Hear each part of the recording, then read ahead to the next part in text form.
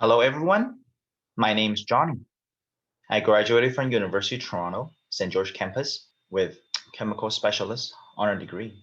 I have 10 years of teaching experience with high school mathematics curriculum, and I have over 8 years experience conducting and preparing students for Waterloo Mathematics Contest at Cambridge International Academy. Teaching is one of my favorite things to do because there's nothing more rewarding than seeing my student work hard and achieve their academic or career goals. A lot of people think that math is difficult because they never really understood math or they never really enjoy math.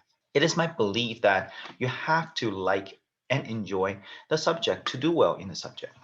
My teaching strategy comes in three particular steps. First step, I demonstrate how math can be useful in your life and how cool it can be. So this first step really uh, introduce mathematics to my students and really I really want them to see math the way I see it. Second step, develop confidence in math problem solving.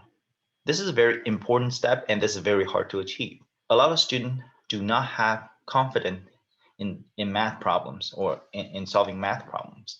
So by encouraging the students, by trying questions from easy to hard, and student will get some confidence on the way and hopefully build up on that confidence.